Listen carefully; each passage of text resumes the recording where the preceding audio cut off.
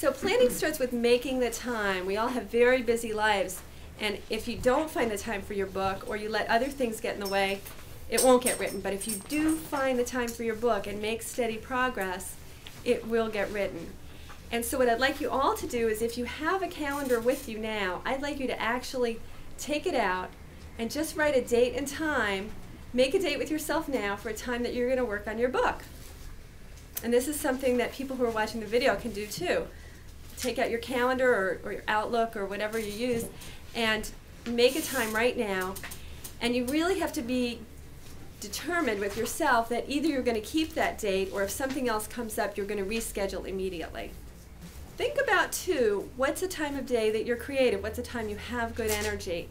Now, if you have kids and you really know you're not going to be able to write until 9 o'clock at night, and that's a time when you're flagging, think about how you can make it work. Can you go for a little walk first and get your energy up, or do jumping jacks, or something that's going to shift the energy? Listen to music.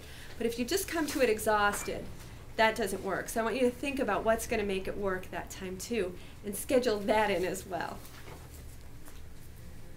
I want you to calculate too over time how long you think it's going to take to actually write the book. And we won't do that right now, but I want you to think about it later, and we'll have time at the end, as I said, how long will it take me to write a chapter? And then how many chapters do I think the book will have? And so if you think it's going to take 10 hours to write the chapter, and there are going to be 10 chapters, then that's 100 hours. So you want to get a sense of how long you think it's going to take to have a first draft, and then also editing it over time. And once you've done that, this isn't written in stone. You know, a plan is just a starting point. So it's going to change, it's going to be dynamic, and you're going to come back to it and say, oh wow, it took me twice as long as I thought, so now I have to re-plan. And that's fine, that's natural and normal. So just expect in the process you'll be refining as you go along. So the next thing about your plan is it's really important to know what you need to write. So we're talking about writing a book, but actually if you want a publisher for your book, a traditional publisher, then you actually want to write a book proposal. And then the book is something you'll write once you have your publisher. The book proposal includes parts of the book. It includes the table of contents, summaries of the chapters, and it also includes 1 or 2 sample chapters. But it is a little different. It includes some additional things like a marketing plan. It includes information about your platform, which is your fan base basically, or how you reach people now currently, and information about kind of what marketing you've done in the past, if you've been on TV or radio. So all of that is going to be important to the book proposal. I'm not going to go into all the details of book proposal, but I can tell you a very good book and a fabulous resource is Michael Larson's How to Write a Book Proposal. And I use that format with all my clients, and they've been very successful with it. I also have talked to agents who've said that's their preferred format is Michael Larson's format. People just love it because it really not only speaks about the book, but about the person who is going to be writing and therefore promoting the book. And publishers really want to know that you're going to be good at getting the word out there and getting that book into people's hands, in addition to writing a great book. So that's the book proposal. And now, if you're self-publishing, you don't need to worry about a book proposal. You can just write your book. Although there's some things in the book proposal that are very useful. So the next thing you're going to need to do is write your outline. And it's interesting, I had a coaching session with a client today who did write a table of contents, but it was pretty sparse. And as I read his first 3 chapters, the book was just digressing all over the place. And as a reader, you can imagine, when you think of yourself even, how many different things are calling our attention at once. We're such a busy culture, so much information coming at us. If you want readers to read your book and stick with it, you've got to be on point. And everything I read as a reader, I want to be saying, yes, that's what I need. Yes, and that answers my question.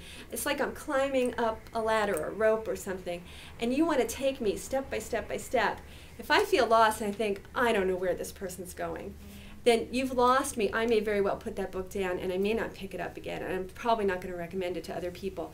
So this is really key, is that you want, it's almost like a flow chart. You know, we go from this to this to this, and every paragraph has to take me through in a way that makes sense to me as the reader, and every paragraph sentence to sentence has to take me through that way. So from one sentence to the next, each one has to build upon the next, and I can't throw in a sentence into that paragraph that it isn't really clear to the reader why I'm giving them that information. And if it's something that's interesting but it's not directly on point, put it in a sidebar. So the outline is really going to help you to know what to say next and what to say next and what to say next. And it's going to make it much, much easier to write the book. So as I gave this new client the assignment and told him about some of the things I thought should be in the book and some of the things I thought he should take out, he started to realize it was going to be much, much easier as he wrote the outline the way I described to write the second version of his book. And so that's one of the things that I hope you'll take away from this, is that when you have a good outline, it is so much easier to write your book.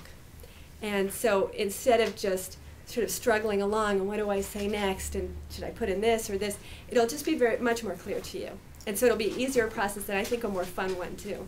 So he was very excited when we got off the phone, because I think he realized he'd been struggling a lot, and this was going to be a much lighter path. Next thing under plan is support. And that's really important. I think sometimes people, especially people who are very active, sort of type A do-it-yourselfers, think, well, I can just do it by myself. I'll just push myself through this and it'll work.